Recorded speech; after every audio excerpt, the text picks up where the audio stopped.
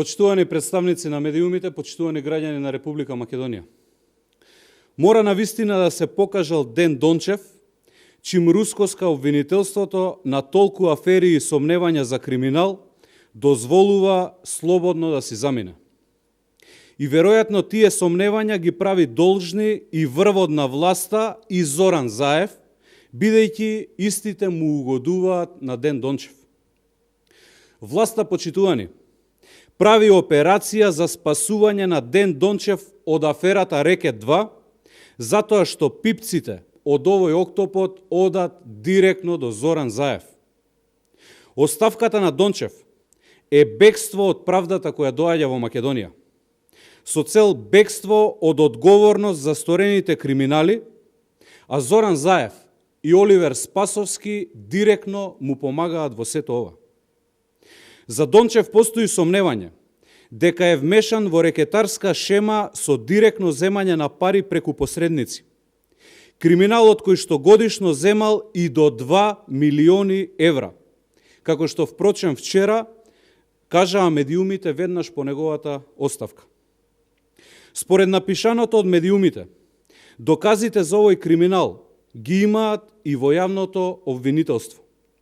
Зошто молчат, на сите ни е нејасно. Дали основното јавно обвинителство и понатаму глуми маша на Заев и сака да го спасува од криминалот во кој што е потонат тој и сите негови луѓе. И сето тоа, почитувани, на штета на нашите граѓани и на нашата држава. Основното јавно обвинителство не смее да молчи.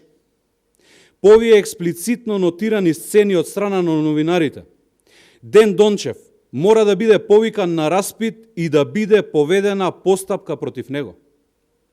Дополнително, против Дончев досега има голем број на индиции кои укажуваат на милионски криминал. Неговото име беше директно посочено и од страна на Вера Иванова, собственичка на Диамет, дека противправно, злоупотребувајќи ја својата службена положба и овластување, влијаел да не се случи влез на шведска компанија Диаверум во Македонија, која што сакала впрочем да ја купи компанијата Диамет. Адвокатот на компанијата директно во телевизиско гостување кажа дека Дончев, заедно со Зоки Кичеец, првим барал удел во компанијата, за откако собствениците не му го дадат да барат дел од парите од продажбата на оваа компанија.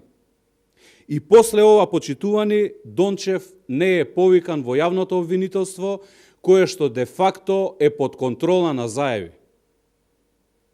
Основно јавно обвинителство не смее да молчи.